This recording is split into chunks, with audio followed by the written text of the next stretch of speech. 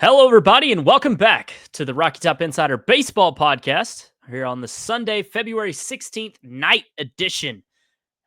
Ryan Schumpert is with me. I'm your host, Jack Foster, coming at you after Tennessee's season opening series against Hofstra, in which the Vols swept and dominated in 3-run rule victories, 46-2. Tennessee outscored Hofstra on the weekend. 46-2 was indeed ahead of the Hofstra Pride this weekend. Shout out if you get that reference. But Ryan, before we get into it, first I want to ask how you're doing on this Sunday night. Hopefully you've gotten a little bit warm over the past few hours, as it was a cold weekend over there in Lindsey Nelson Stadium. Yeah, that's exactly what I was gonna say. It started to thaw out a little bit and getting nice and warm, but no, doing well, and it was good being over at back at Lindsey Nelson Stadium. Every time I was over there in the fall or the preseason, they didn't have the net up around the field, so I couldn't sit behind home plate essentially, and you're kind of in the danger zone to be getting line drives at you. So had been sitting at those tables out in left field. So it was nice to watch, even though we're not directly behind home plate this year with some of the moving parts. The press seating isn't, but it was nice to watch a baseball game back from a little bit more traditional view, back behind home plate, and get to be a little bit closer to the mix. Yeah. If you haven't heard, obviously, everyone knows renovations going on in Lindsey Nelson Stadium. Still a lot of construction, but new press box this year. The old one, got destroyed after last season. Bigger press box this time around, but open air as of right now. So it's a little bit chilly here in mid-February when you're outside for the entirety of the game. But it was a fun weekend, as Ryan said. Excited to get into it. 15-0 on Friday, 18-1 on Saturday, 13-1 on Sunday. All three ended in the middle of the seventh inning. All three run rule wins.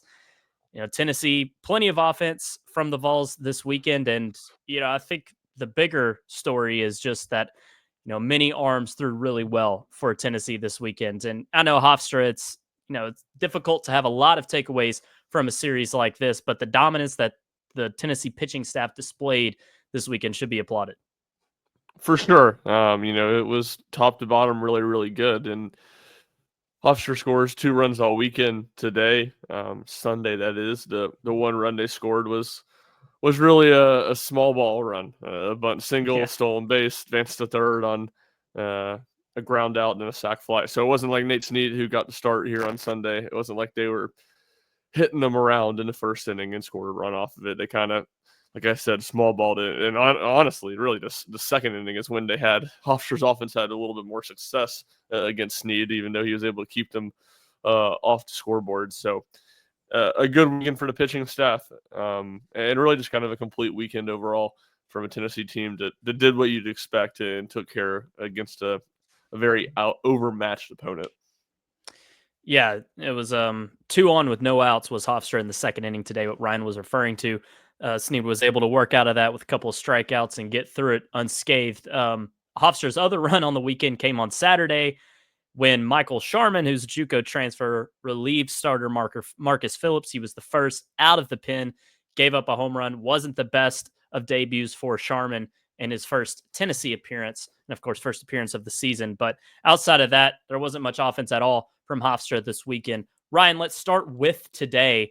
Obviously, don't need to go through every game into detail, but Nate Snead getting the start for Tennessee, as you mentioned today. It was up in the air who is going to start on Sunday. Liam Doyle on Friday, Marcus Phillips on Saturday were announced prior to the series. What was your reaction to Snead ultimately getting the ball here on Game 3 against Hofstra?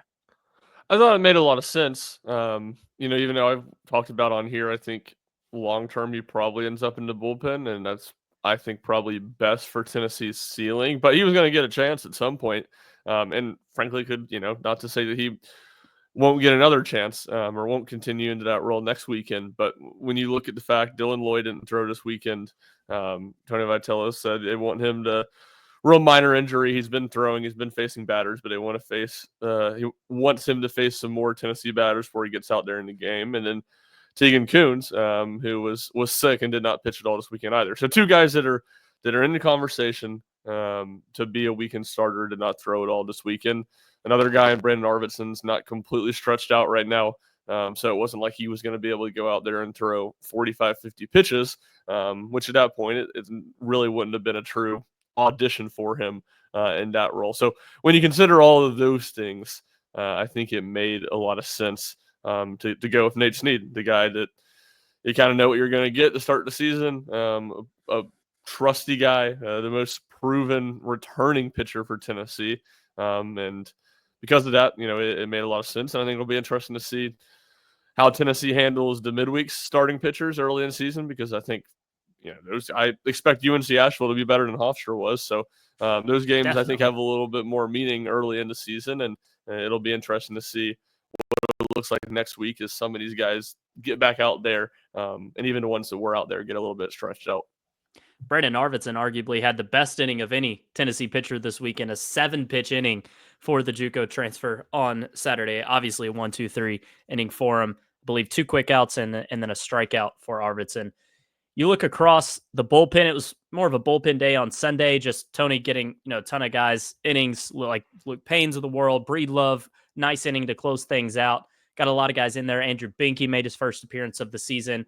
But when you rewind back to Friday, Liam Doyle gets the start, was amazing in 5 innings of work. Tanner Franklin, the first out of the bullpen in a Game 1 setting. We'll see if that changes with more guys becoming available, like a Tegan Coons. But Tanner Franklin, the Kennesaw State transfer, being the first out of the bullpen in the series opener and looking good in 2 innings of work. What were your thoughts on Franklin's debut? Yeah, well, the first thing is I felt bad for the first Hofstra batter he faced. I think he took 98 off the hand in that cold weather. Could not have been very fun, but no, Franklin was good. And I mean, I think it's that right there. It's the 98 fastball that was why he was really talented, why he was someone Tennessee was high on in the portal, despite having, not terrible numbers by any means, but it's not like he was just dominant last year at Kennesaw State, albeit in a pretty good baseball conference, but in the zone. And that was his issue last year. And Tennessee thought there were some things mechanically they could clean up with him. And I think it was a big talking point for Liam Doyle of how much better he looks, and just how much better shape and how he's changed his body. I think to a lesser extent that's the case for Tanner Franklin too. And it seemed clear right away that he's a different guy than what he was last year at Kennesaw State. So you look at those two guys, Tennessee won the national championship last year with a very, what's the right word? I don't want to say strange, a little bit abnormal pitching staff. Just when you talk about stuff and the way that they did things, with really only having 1 to 2 starters, depending on what time of the year that they really rolled with. Kind of had 2 openers before Xander, found his groove the final 6 weeks of the season. This year, you should have a lot more power arms, and I think that was really represented just right from the jump on Friday when you have Liam Doyle in there throwing 96, 97. I think he touched 98 at one point, 1 strikeout in maybe the second inning, and then handed off to Tanner Franklin, who was throwing 98 from the right side. So I think it's a pitching staff that looks a lot more like Tennessee's pitching staff in 2023 than it did in 2024. And I think that was evident from the jump with those 2 guys pitching the entire game on Friday. 5 innings, Doyle pitched on Friday, 11 strikeouts, had 8 in a row at one point. Doyle just absolutely shut down Hofstra. The only hit he gave up, dude wasn't even a base runner because he tried to leg it out to second, got thrown out. So Doyle actually faced the minimum through 5. It was almost as perfect as you can get from the Ole Miss transfer in his 5 innings. So, I mean, just a really great debut for Doyle, and he really looks like he's going to be that guy for Tennessee on Friday nights. A true extended starter, just ready to dominate any given week. And like I said, I know it's Hofstra, but man, Doyle, they just couldn't do anything against him. It was as dominant gets. No, they couldn't. And I mean, to your point, it was the first batter of the game, I believe, grounded out, and it wasn't until he came up again that Hofstra put a ball in play. So it was right from the jump. that he was just absolutely dominating. And it's a weird place to fall on it, or like for me, what to make of it, because on one hand, it's like, all right, I was, we were hyping this guy up, as was, all the media basically, for how good he was in the fall, in the preseason. So for him to, the guys he was doing it against in the fall in the preseason were a whole lot better than the guys he was facing on Friday. So there's one element of like, all right, I don't really want to crown our prediction or anything, or crown our take on him for what he did against Hofstra. And it's maybe to some degree not that shocking because of how good he was against Tennessee's batters. But at the same time, you just couldn't have, I certainly wouldn't have scripted, or I certainly wouldn't have predicted him to be as good as he was on Friday. Because like you said, it was really a pretty flawless performance. And even the hit he gave up, it wasn't like it was a hard hit ball down the line that the guy got thrown out on. I mean, it was hit pretty hard, but it was a play that Gavin Keelan probably could have made. Definitely shouldn't have made. It definitely wasn't an error or anything like that. But, I think it kind of deflected off his glove, if I'm not mistaken. And that's why the guy tried to stretch it into two, as it settled in shallow right center field. So it really didn't, from our vantage point, it didn't seem like he could have been any better. No. And, anybody can say, well, it's Hofstra. Call me when he faces real competition. Okay, fair. But, I mean, it also, Nate Snead, who's a great pitcher and was one of Tennessee's best arms last year, he struggles a little bit early on with, giving up a run in the first inning. And like I said, 2 on, no outs in the second. So not saying Snead's outing was really bad or anything, but when you have an outing almost as perfect as Doyle had and as great as he had, it deserves to be recognized, because no other Tennessee pitcher, looking at the starters who had the opportunity to do so, Phillips and Snead were touching a 8 strikeout streak or anything like that. So it was by far the best pitching performance for Tennessee of the weekend. Marcus Phillips, another guy that had a lot of eyes on him, given the first weekend start of his career, started on Saturday, was largely solid in 4 innings of work, issued a couple of walks, struck out 4, only gave up 1 hit. I thought Phillips did well, and I know you were handling basketball duties during the Saturday game for the most part, Ryan, but I thought Phillips had a fine debut. He wasn't going to throw a lot of pitches. None of these starters were, given the level of competition, the fact Tony knew only so many innings were going to be had this weekend, and just, of course, start of the season. Yeah, exactly. One that I'm kind of curious almost to get your thoughts on some, because, Rick had the game on his iPad, so was following it, but was not watching closely by any means. And,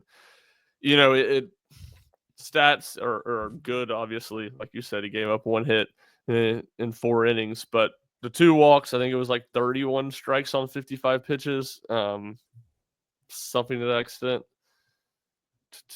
Yeah, 31 strikes on 55 pitches. So command seemed like it was maybe a little bit of an issue. I don't know. Get your thoughts on that. If you thought that was an issue, or, I mean, that's obviously the biggest question with Phillips. That's been his issue in the past. So I was kind of curious to get your thoughts on how his command was on Saturday. Yeah, the counts weren't, super efficient always, and the 2 walks, but I thought he's had better command than Snead did on Sunday. Like, Okay. I thought he looked better than Nate Snead did, and he never really got into much trouble anytime. And also, defense didn't help him out too much either. 2 errors allowed base runners, so that was definitely Tennessee's worst defensive day. Fisher had an error, I believe, and Keelan did, didn't he? Keelan, yeah. Yeah, So saw that, caught that one on went the under iPad. his legs, I believe. But yeah, so defense wasn't as good as it could have been, but I thought Phillips was fine. He looked more consistent. He threw 55 pitches. We didn't see that, I don't think, at all last year, maybe once. But Maybe Vanderbilt. It was always maybe. It was always a mixed bag with Phillips last year is what I'm getting at, though. Yeah. And it felt a lot more consistent this year. You could see the improvement just off the jump.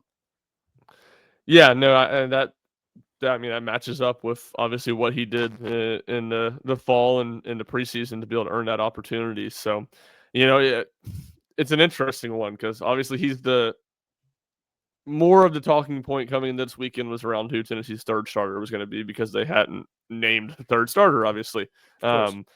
But in the long term conversation, I don't think Marcus Phillips has locked up that starting spot on Saturday or anything either. So I think it'll be interesting, curious to see him, pitch more and more what he looks like, and if he is able to lock down that role, or if Tennessee ends up giving somebody else an opportunity on Saturday here later in non-conference play. Final thought on Phillips. It felt sometimes last year you knew it, Marcus Phillips you were going to get immediately. Like Yeah, if it was bad early, it probably wasn't going to improve. And not that it was bad early or really great early for Phillips, but anytime there was just a hint of adversity, Phillips was able to rebound really well. Nothing spiraled for him. So I think that was a good takeaway from his performance. Two more guys I want to talk about arm wise is Ryan Combs, who appeared on Sunday's game and looked pretty good. I believe only gave up one hit, but you could see the stuff working and you could see the potential that Ryan Combs has for Tennessee this season, potentially in late game spots. And also Austin Hundley, a guy we didn't touch on too much in the preview pod, but Tony Vitello talked about how much he's improved from last season. You saw, if anybody can recall, early last season in midweeks, Austin Hundley had a couple of really good back-to-back performances and then just kind of fell off. Wasn't really a consistent contributor for Tennessee, even in midweeks down the stretch. But I thought Austin Hundley, who pitched 2/3 on Saturday, relieved Sharman with a guy on base, got out of the inning facing his only two batters. Also got the win on for the game as well. I thought Austin Hundley did a really fine job getting out of that inning and could potentially be a guy not in the top group of bullpen arms, but someone that Tennessee could potentially turn to down the stretch and maybe an SEC play if he keeps continuing to improve. Yeah, no, I completely agree with that. He had a really nice outing on, I think it was Sunday of the Pizza Series last week in extended relief. So he's been better. He is a guy I think that's made a move this offseason. And to me, I thought it was interesting, and maybe there was illness or something there. We didn't ask Tony specifically about him, but Braden Krenzel was a guy I thought we'd see at some point this weekend, and a guy I thought, if I had to guess, I would have said would have been ahead of Hundley in the order of right-handed arms out of the bullpen, and obviously Hundley got work before him, so Maybe he that starts definitely Tuesday. is, yeah, potentially. No, I mean, obviously you can start a midweekend and not be a huge starting option or a starting pitcher. I just think he's more even long-term a bullpen guy, but maybe he does. I'm sure I imagine he'll throw on Tuesday, so that was interesting. And yeah, Combs, I mean, he's a guy that I think is going to be a big piece of Tennessee's bullpen. It was a big talking point. I think it was Ben McKee was asking Tony about, what he likes about him and a more traditional closer role, which is something that Tennessee really has not done much. I mean, Redmond Walsh was kind of that. But even then, the role was a little bit different. It wasn't like he was just, all right, give him the ninth inning every game if Tennessee has the lead. So it'll be interesting to see. They used him that way twice in the Pizza Series. And I mean, the stuff is filthy. You said it. He gave up one hit. It's really kind of a seeing eye single that found a hole. Was not hit all that hard. Had two strikeouts and a ground out. So a good debut for him. He looks like Aaron out there. He's got 28 on. He's got the heavy metal warm up song, which I know you like, and yeah, Absolutely. he looks really good. He's got that 3-pitch mix. It's the changeup is I think his best pitch, where it was the big sweeper for his older brother. But he looked good, and I think he's going to be a big part of things for Tennessee's bullpen. So he's a fun guy to watch, and it'll be interesting to see if he does carve out maybe a more traditional role in Tennessee's bullpen, which would be a little unique for a Tony Vitello team. Any lean on who starts Tuesday from you? I think it's probably a freshman. There's multiple freshmen that didn't throw this weekend that will on Tuesday. Even probably whoever starts on Tuesday will only throw one inning anyway. But who is the, Krenzel you mentioned, but was there anybody else that was more at the top that didn't throw that you think could potentially start on Tuesday? If that makes sense. Yeah, no, I mean the obvious one is he's feeling better, is Tegan Kuhns, because I think Right. he's gonna get starting opportunities, and if he's feeling better, I would imagine he's going to throw at some point on Tuesday. So that would to me would make a lot of sense to start him and throw him an inning or maybe two, just to kind of have him in, even if it's just an opener, to have him in kind of the routines that go into being a starter. So that would kind of be the one I would think. Nick Abraham was up in the bullpen some today, and he didn't throw.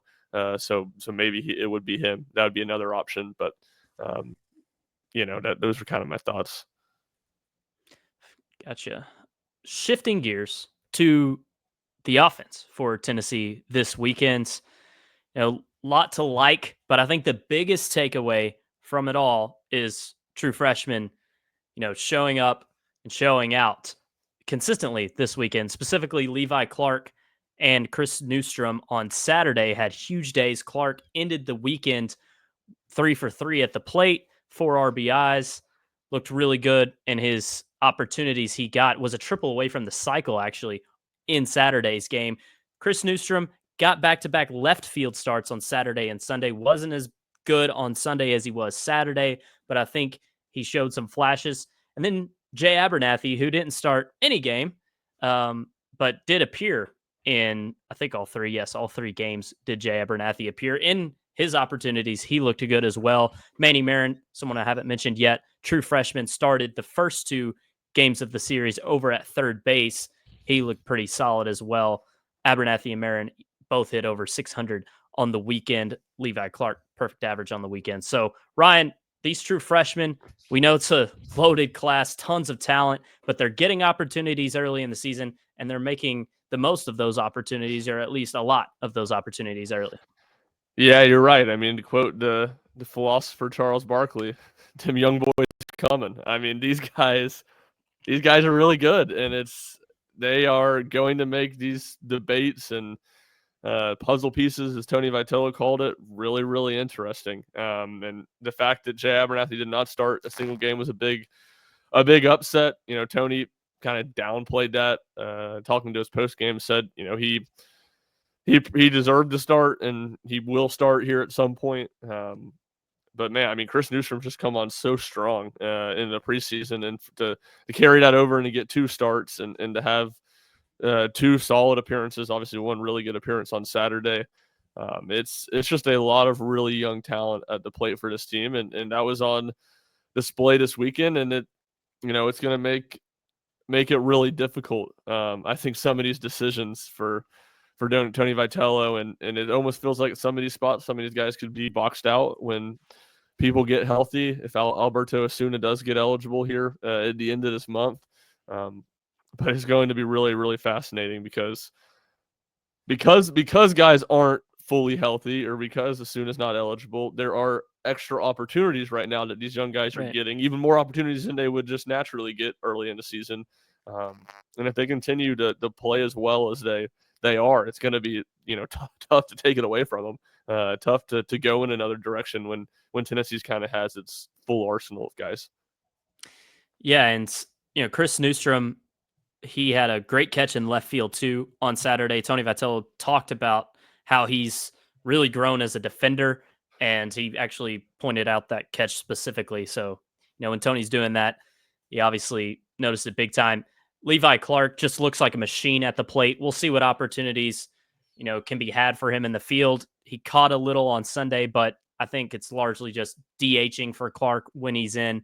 Abernathy, a guy who played at second base, obviously could play in the outfield, more comfortable in left, but he looks good, as I mentioned. And then Manny Marin, he can play anywhere in the infield. He's so versatile. Yeah. And, another big part about all this, Ryan, is that the other guys who are in the mix for these positions, Dalton Bargo, who can play any position, he had a bad weekend, 0 for 5 at the plate, also had an error at first base. Then Colby Backus, who was in the left field competition, he went 0 for 4 at the plate, did not look great for Tennessee in his opportunities offensively.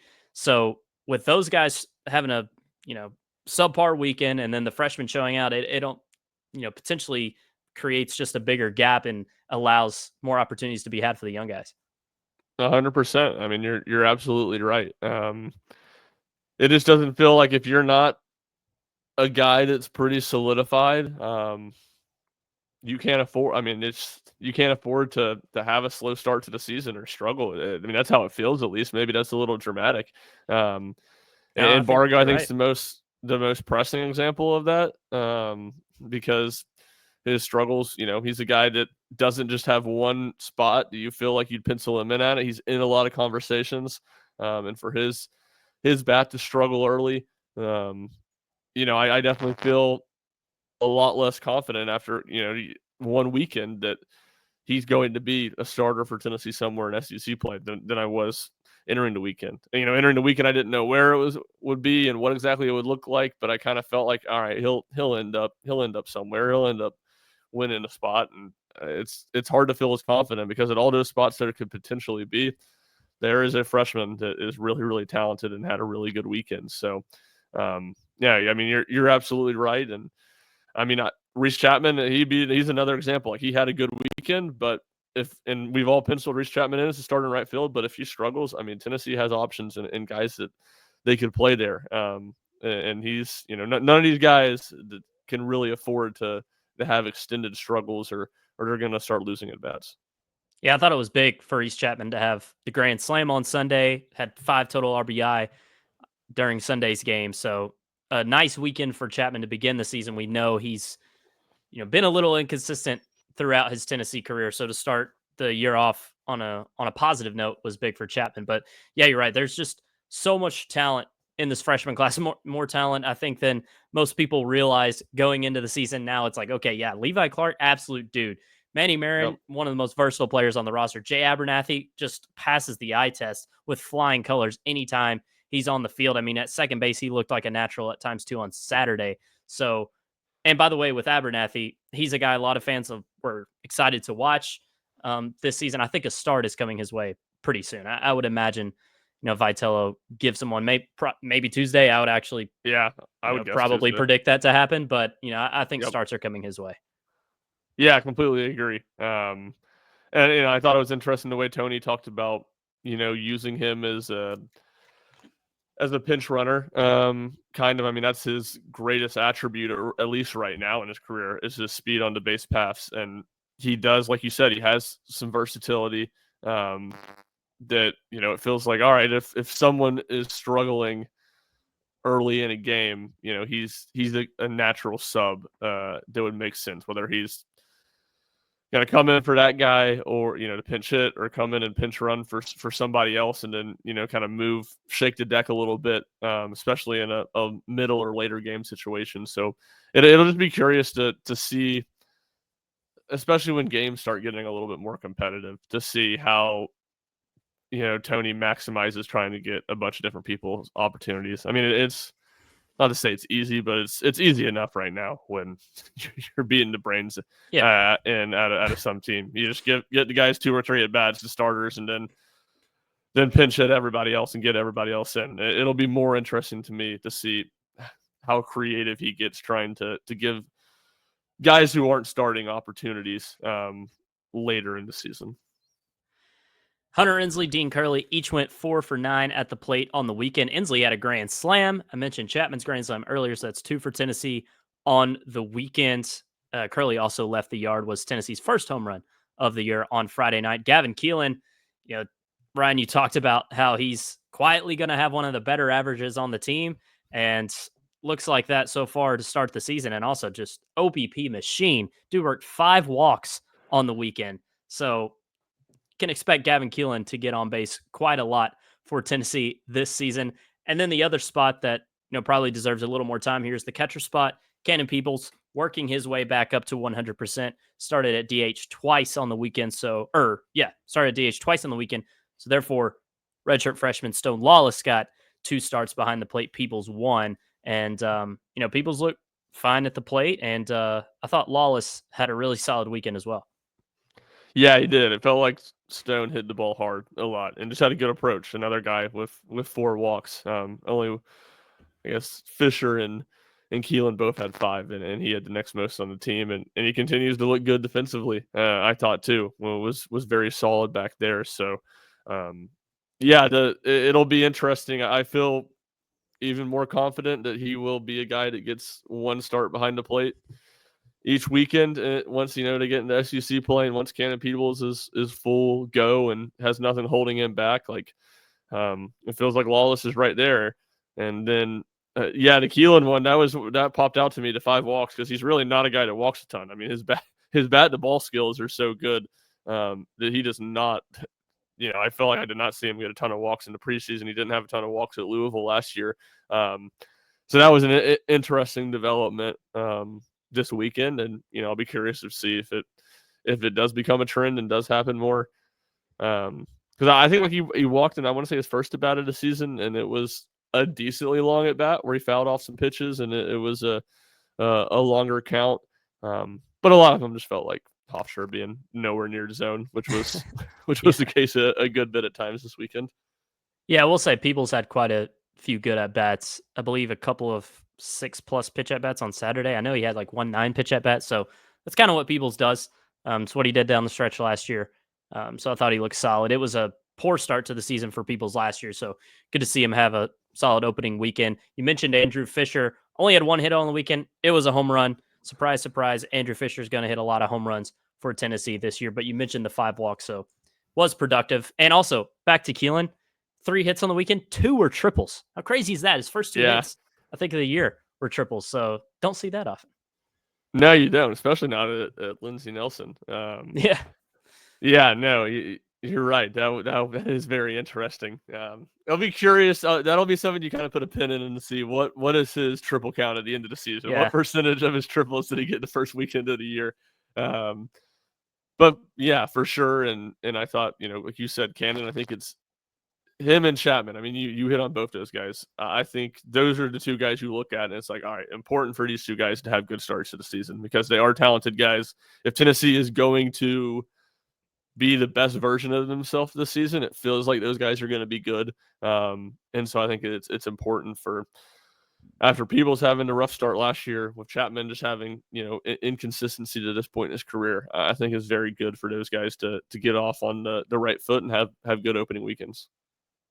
Hunter High and Blake Grimmer each left the yard in opportunities they got in late game scenarios. I thought Grimmer looked good at the plate when he was up there, drew 3 walks in his opportunities as well. Only technical AB was the one he hit a 3-run homer in. So Blake Grimmer, not a guy we talked about in the preview much, if at all, but could be a guy deep bench to potentially pinch it down the stretch. We'll see what happens. But Tony talked about him on Saturday, I believe, is when he hit it and how he liked his approach.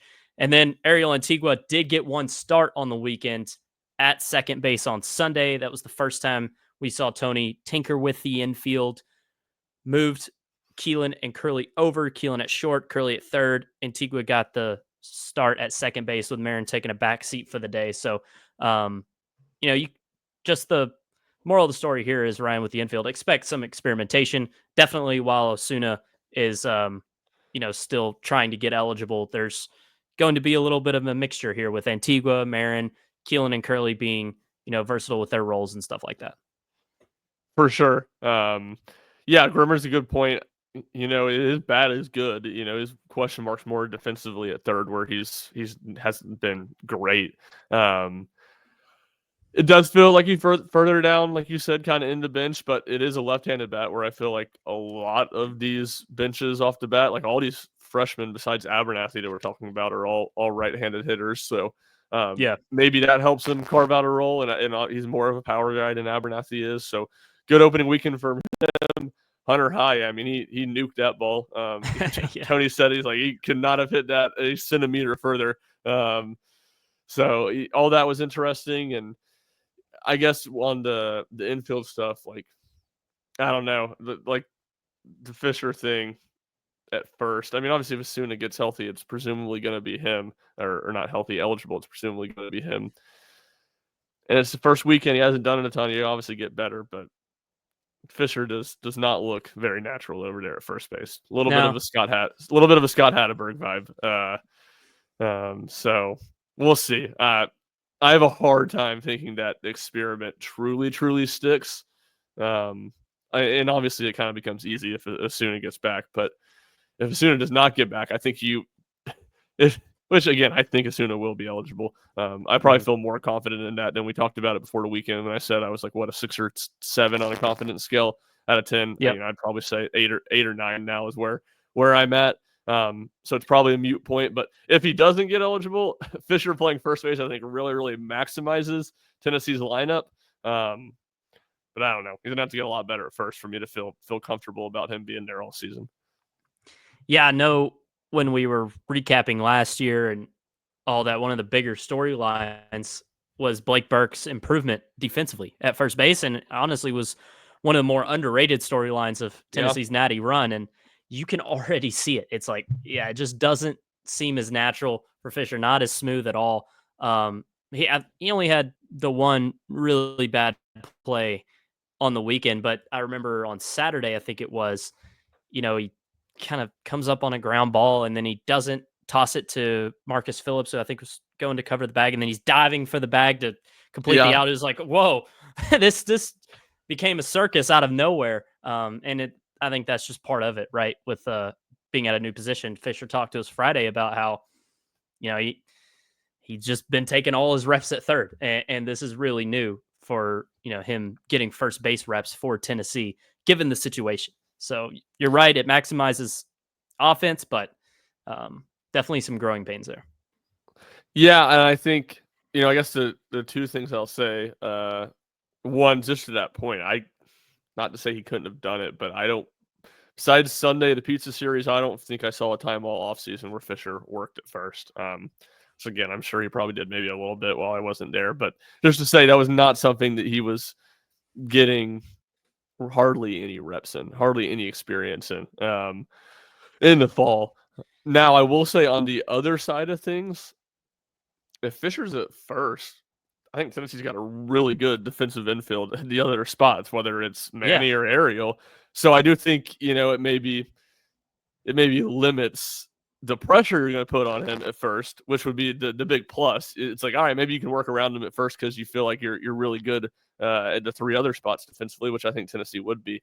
It's not, man, Blake was doing the Lord's work over there at times last year with some of Simo's inconsistencies and Billy at third to back half of the season. And even Dean, I think, is a much better shortstop now in his second year than he was as a true freshman. So that probably minimizes the pressure on Fisher at first base, but still, right now, it does not look very natural for him over there.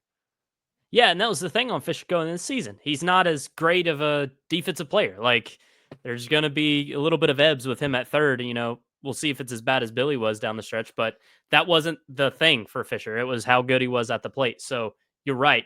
First base, you'd much rather have a great defender on the left side of the infield than at first base. No question. So, at least I think so. So we'll see what happens. But, I mean, if Fisher... if the struggles become too much, we know Stone Lawless can work at first. If the bat's working well, Cannon's behind the plate, put Fisher at DH and Lawless at first. That'd be fine. Marin even got a couple of reps at first base this weekend. He can play anywhere in the infield. So there's options there. Bargo, you mentioned, but I think Tennessee will be fine. This is all getting in the weeds and nitpicking a little bit. Tennessee has a lot of talent, a lot of options at multiple spots, and I think this weekend showed that. For sure. Levi Clark, another option at first base. Right.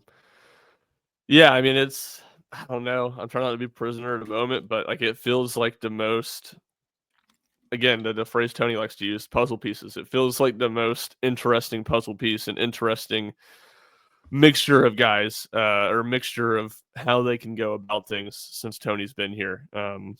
Which speaks to the depth, and again, it speaks to the versatility, which is obviously a big thing that Tony likes to harp on, and they like to recruit guys who can play multiple positions, and even when they get here and don't really play multiple positions, cross-training them, and all these talented freshmen who are really more infielders in high school getting reps in the outfield. So, it's going to be really interesting to see how it all resolves itself by the time Tennessee gets to SEC play.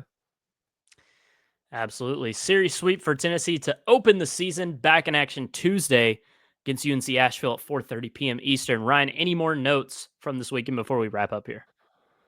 No, I kind of think we've hit everything. I think kind of like Tennessee baseball, we kind of hit everything. Huh.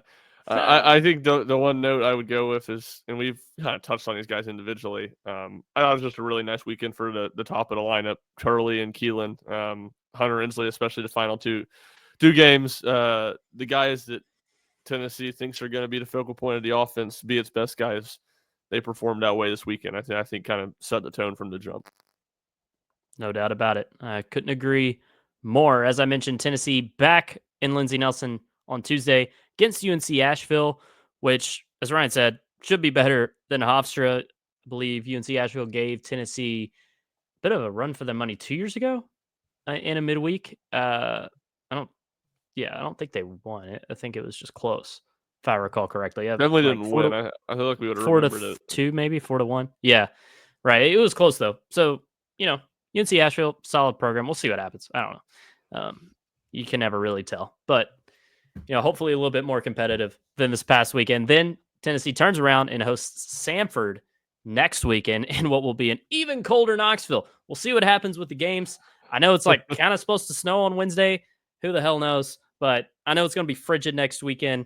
Maybe there's a doubleheader Saturday. We'll obviously keep you up to date over at RockyTopInsider.com. If you want to follow Ryan, that's at RShump00. I'm at Jack Foster Media. We will be keeping you guys up to date on all things Tennessee baseball all season long. Every game, if you can't watch, or even if you just want to follow along while you're watching, over at RockyTopInsider.com, we do live update threads for every game, very detailed at-bat by at-bat coverage, best live updates in the game, so be sure and check those out. But for Ryan, I'm Jack. We'll see you next time.